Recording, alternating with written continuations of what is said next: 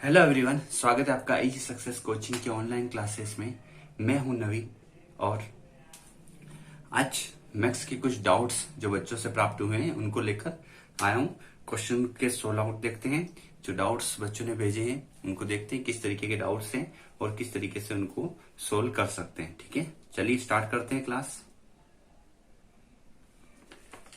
चलिए, पहला क्वेश्चन है, चक्रवृद्धि ब्याज पर कोई धन 2 वर्ष में 600 रुपए और 3 वर्ष में 660 रुपए हो जाता है। ठीक है, तो आपको चक्रवृद्धि ब्याज की दर फाइंड आउट करनी है। देखिए, यहां पर उन्होंने बोला है कि 2 वर्ष के बाद सीआई पर कोई पैसे 600 रुपए हो जाते हैं और 3 वर्ष के बाद ये हो जाते हैं 660 रुपए। ठीक है, ये आपको यहां पर दे रखा हो, यहां पर दर निकालनी है। देखिए ध्यान से, तो ऐसे क्वेश्चनों को अगर ये प्रॉपर रूट निकल पा रहा हूं तो एक तरीका ऑलरेडी होता है, पर यहां पर ऐसा नहीं है।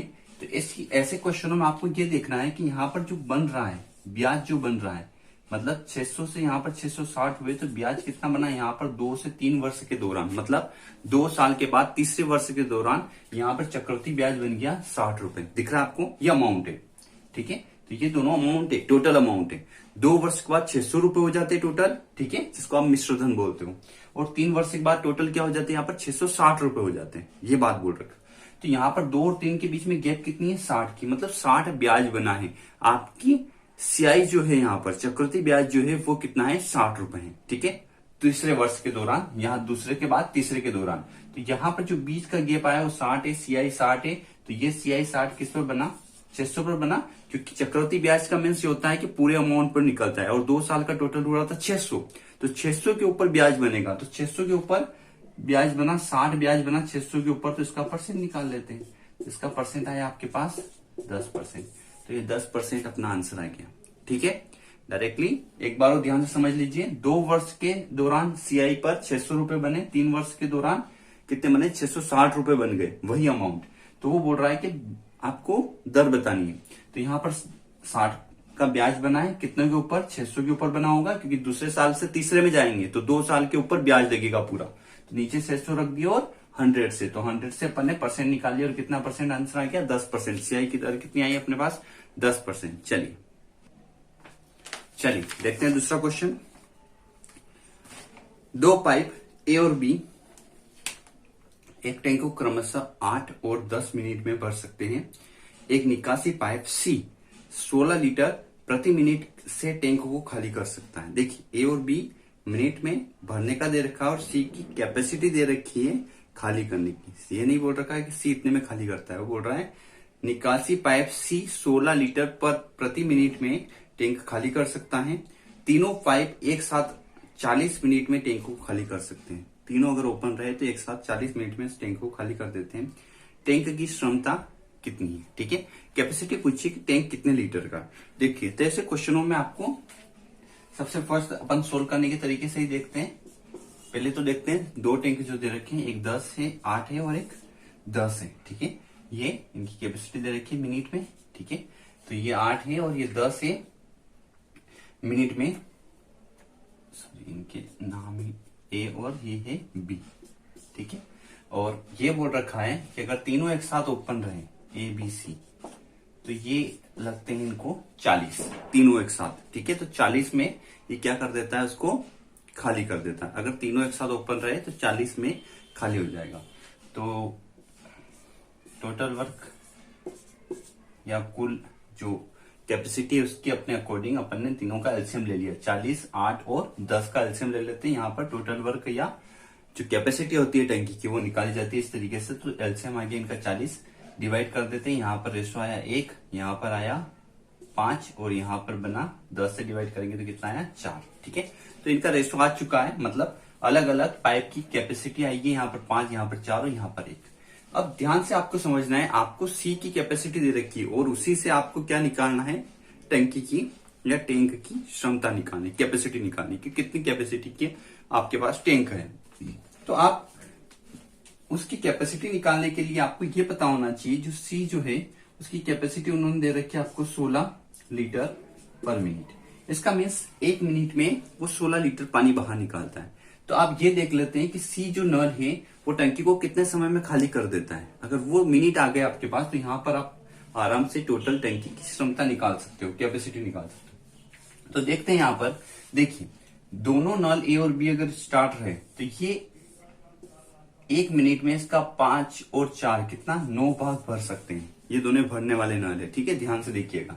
तो 5 और 4 9 भाग भर सकते हैं अगर दोनों ए और बी ओपन रहे तो। पर उसके बावजूद अगर तीनों ओपन रहे तो ये सिर्फ एक ही क्यों भर पा रहा है, माइंड लगाइए। इसका मीन्स सिंपल सी बात है, ये एक ही भर पा रहा है, इसका मीन्स जो सी जो नल है वो खाली ज्यादा करता है पानी को। तो वो कितना खाली कर देता है, देखिए 9 भरा रहा है और यहाँ पर सिर्फ कितना बच रहा है 1। इसका मतलब वो हो गया 9 और 1 10। तो सी की जो कैपेसिटी है वो कितनी आई यहाँ से 10, ठीक है, ध्यान से समझिए। तो सी की कैपेसिटी आपने निकाली कैसे 10, कैसे पता चला, देखिए इसकी 10 होगी तभी तो ये 9 भर रहा है और ये 10 खाली कर रहा है। तो वास्तव में टैंक कितना खाली हो रहा है, यहाँ पर 1 भाग ही खाली हो रहा है कैपेसिटी के अकॉर्डिंग, ठीक है, ध्यान से समझिए। तो देखिए 10 यहाँ पर सी की आ चुकी है, तो टोटल अपने पास सी कितना है, टोटल देखते हैं अपने पास कितना है सी, सॉरी टोटल अपने पास है 40, ठीक है, 40 टोटल अपने कैपेसिटी मान रखी है 40 एलसीएम के थ्रू, और सी का कितना आया 10 आया। तो डिवाइड कर देते हैं। तो सी अकेला अगर टंकी को खाली करता है तो उसको 4 मिनट लगते हैं। इसके अकॉर्डिंग अपन ने निकाली कि सी अकेले को 4 मिनट लगते हैं, ठीक है। तो सी अकेले को अगर 4 मिनट लग रहे हैं यहाँ पर देखिए, तो सी अकेले के 4 मिनट है और यहाँ पर सी 16 लीटर पर मिनट की कैपेसिटी से खाली करता है। तो 4 मिनट में वो कितना खाली कर देगा, 16 चौक 64, तो 64 लीटर। ये आपका आंसर आ चुका है टंकी की टोटल कैपेसिटी, ठीक है, क्लियर। चलिए अगले क्वेश्चन की ओर बढ़ते हैं। अगला जो डाउट है, एक समबाहु त्रिभुज जिसकी भुजा की लंबाई 6√3 सेंटीमीटर है, परिवृत्त की त्रिज्या की लंबाई कितनी होगी, ठीक है। समबाहु त्रिभुज की जिसकी भुजा की लंबाई 6√3 सेंटीमीटर है, परिवृत्त की त्रिज्या की लंबाई पूछी इन्होंने। तो समबाहु त्रिभुज देखिए जिसकी तीनों भुजाएं इक्वल हो, ये समबाहु त्रिभुज। तो परिवृत्त क्या होता है, जो इसके बाहर की ओर ये वृत्त बना हुआ है, ये हो गया इसका परिवृत्त, ठीक है। तो ये हुआ इसका परिवृत्त और इसके आपको उन्होंने त्रिज्या की लंबाई पूछी है, रेडियस पूछी है, ठीक है। तो देखते हैं किस तरीके से सोल्व करेंगे इसको आप। देखिए जब भी परिवृत्त की त्रिज्या निकालनी हो आपको ध्यान रखना है, छोटा सा फॉर्मूला है a/√3, ठीक है। ये समबाहु त्रिभुज में परिवृत्त के लिए फॉर्मूला है, ठीक है। तो समबाहु त्रिभुज के लिए परिवृत्त उसका फॉर्मूला a/√3 और आपको यहाँ पर भुजा की लंबाई ऑलरेडी दे रखी है, कितनी है 6√3 और नीचे क्या आ गया √3, ये कट हो जाएगा और यहाँ पर त्रिज्या जो है परिवृत्त की कितनी आ चुकी है आपके पास 6, जो सेंटीमीटर में था तो ये भी कहीं में आ गया सेंटीमीटर में। तो आंसर आ चुका है आपके पास 6 सेंटीमीटर। छोटा सा फॉर्मूला है a/√3, ये इसकी त्रिज्या होती है जब उसके बाहर की ओर वृत्त हो, मतलब परिवृत्त हो, ठीक है, क्लियर। चलिए अगला क्वेश्चन भी समबाहु त्रिभुज से ही है। एक समबाहु त्रिभुज जिसकी भुजा 6 सेंटीमीटर है और अंतवृत्त का उन्होंने क्षेत्रफल पूछा है, ठीक है। तो भाई आपको एक तो भुजा दे रखी है a = 6 सेंटीमीटर और उन्होंने बोला है कि अंतवृत्त का क्षेत्रफल। अंतवृत्त मतलब जैसे अभी आपने देखा था वो क्या था, परिवृत्त था, मतलब बाहर की ओर बना हुआ समबाहु त्रिभुज में, और इसमें अंतवृत्त मतलब अंदर की ओर बना हुआ। तो ये अंतवृत्त हो जाएगा जो इसकी तीनों भुजाओं को टच करता हुआ अंदर की ओर बना है, ये हो गया इसका अंतवृत्त।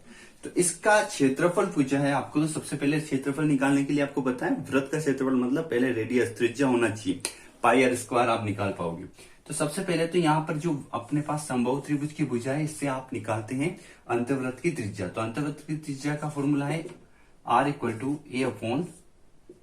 a/2√3, ठीक है। देखिए अभी अपने परिवृत्त की त्रिज्या का फॉर्मूला देखा था, उसमें क्या था a/√3 और इसमें क्या हो गया a/2√3। इसका मीन्स क्या हुआ, सिर्फ यहाँ पर 2 आ गया, मीन्स ये आधी होती है किसकी, परिवृत्त की। और आपको समझ में परिवृत्त की त्रिज्या की ये क्या हो गई, आधी हो गई। ये थोड़ा सा माइंड में रखना तो इजीली होगा आपको सोल्व करने के लिए। देखिए यहाँ पर आपको 6 दे ही रखा ऑलरेडी, 2√3 हो जाएगा, 2 से कट हो जाएगा तो यहाँ पर कितना आ गया 3√3, ठीक है। तो ये अपना सोल्व आउट हो चुका है। अपने पास त्रिज्या आ चुकी है, त्रिज्या कितनी है अपने पास 3/√3, ठीक है। तो 3/√3 अपने पास त्रिज्या आ चुकी है और अब वृत्त का क्या चाहिए आपको, क्षेत्रफल चाहिए, तो पाई आर स्क्वायर लगा दीजिए, सिंपल सी बात है। तो पाई और आर स्क्वायर, आर आ चुका है अपने पास, स्क्वायर मतलब रिपीट लिख दिया मैंने √3, ये 3 कट जाएगा और क्या बच जाएगा यहाँ पर 3 पाई। फाइनली आंसर क्या आ चुका है 3 पाई। ये क्या आ चुका है आपके पास, अंतःवृत्त का क्षेत्रफल। ओके चलिए अगला क्वेश्चन फिर समबाहु त्रिभुज का है। चलिए देखते हैं, एक समबाहु त्रिभुज की परित्रिज्या 10 सेंटीमीटर हो तो उसकी अंतर त्रिज्या क्या होगी। बहुत बढ़िया क्वेश्चन है। परित्रिज्या, परित्रिज्या अभी बताया मैंने r=a/√3 और उन्होंने पूछा आपको कि उसकी अंतर त्रिज्या क्या है, और अंतर त्रिज्या अभी बताया था मैंने स्मॉल r=a/2√3।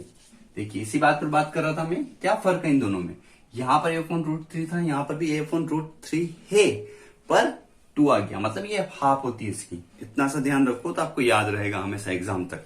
चलिए बात करते हैं किस तरीके से सोल्व करेंगे हम। तो सबसे फर्स्ट आपको यहां पर दे रखा है परित्रिज्या कितनी है, 10 सेंटीमीटर है, किसकी, त्रिभुज की। तो त्रिज्या ऑलरेडी दे रखी है 10 सेंटीमीटर इक्वल टू a/√3, तो a की वैल्यू कितनी आ जाएगी यहाँ पर, ये इधर चला जाएगा 10√3, ये आ चुकी a की वैल्यू। और इसके बाद a की वैल्यू अपने पास आ चुकी, तो यहाँ पर पुट आउट कर दीजिए, यहाँ पर हो जाएगा 10√3, यहाँ पर हो गया 2√3, ये कट हो गया 2 से 10, कितना बचा 5। तो 5 सेंटीमीटर क्या आ चुका आपके पास अंतःवृत्त की त्रिज्या। ओके चलिए अगला क्वेश्चन। अभी जो क्वेश्चन चल रहे थे वो रवि कोठारी के थे और अब कमलेश ने भी एक क्वेश्चन सेंड किया है। देखते हैं क्वेश्चन क्या है। 10 विषय के औसत अंक 54 है, 54 है। बाद में पाया गया कि छात्रों के अंक गलती से 26 की बजाय 62, 26 की बजाय 62 और 53 की बजाय 35 दर्ज किए गए। ठीक है। यह भी पाया गया कि विषय की संख्या 10 नहीं थी, 9 थी। ठीक है। तो सही औसत ज्ञात कीजिए। चलिए बात करते हैं, सही औसत निकालने की कोशिश करते हैं। सबसे पहले तो यहां पर देखते हैं 10 सब्जेक्ट का इन्होंने 54 स्टार्टिंग में दे रखा है। अब फिर क्या पाया गया, उन्होंने बोला कि गलती से हमने 26 जहां पर रखने थे वहां पर क्या रख दिए 62 नंबर, और फिर जहां पर 53 रखने थे, ठीक है, वहां पर क्या रख दिए 35। तो ये जो सही है वो वाले और जो गलती से इन्होंने रख दिए वो वाले। टोटल देख लेते हैं कितना हो गया, यहाँ पर 9, यहाँ पर 7, यहाँ पर कितने हो गए 7 और यहाँ पर कितने हो गए 9। तो 79 की जगह गलती से उन्होंने 97 लिख दिया। ठीक है। तो देखते हैं कितना गड़बड़ हुआ। तो यहाँ पर इनसे गड़बड़ हुआ 18 का। ठीक है, 18 का हुआ है। और कितने सब्जेक्ट थे अपने पास, ये तो बोल रहे हैं 10, पर बाद में बोला है कि 10 नहीं थे, वास्तव में 9 ही थे। तो 18 नंबर पर 9 के हिसाब से एवरेज पे कितना फर्क आएगा 2 का। तो एवरेज मतलब एवरेज इन्होंने क्या कर दिया, एवरेज यहाँ पर ज्यादा ले लिया, तो एवरेज में आपको 2 कम करना पड़ेगा। पर पहले एवरेज तो सही निकाले, ये तो एवरेज भी गलत है, क्योंकि इन्होंने बोला है, देखिए इनके हिसाब से टोटल कितना बन रहा है 540। 540 तो टोटल निकाल लिया अपन ने। पर उन्होंने बोला कि इन्होंने जो सब्जेक्ट बताए हैं 10 नहीं थे, बाद में पता चला 9 है। तो 9 के हिसाब से एवरेज कितना बन रहा 60 बन रहा है। तो नया एवरेज अपना कितना है 60 है। और 2 जो एक्स्ट्रा दे दिए गए थे यहाँ पर गलती से, 2 को माइनस कर लेते हैं अपन, तो यहाँ पे कितना आ जाएगा 58। तो आपका नया जो एवरेज है, जो करेक्ट एवरेज है, जो सही आंसर है, सही एवरेज है, वो कितना है 58। ओके ठीक है। उम्मीद करता हूं आपको जिन लोगों ने डाउट्स पूछे हैं उनको क्लियर हुआ होगा, और कि जिनके भी डाउट्स हैं वो मुझे सेंड करें, व्हाट्सएप कर सकते हैं, या इसी में कमेंट के द्वारा भी आप बता सकते हैं कि आपके क्या जो भी डाउट्स हैं वो आप सेंड कीजिए, ताकि मैं आपको सोल्व करके एक साथ उनको सोल्व आउट करवा सकूं। ठीक है। Okay, thank you.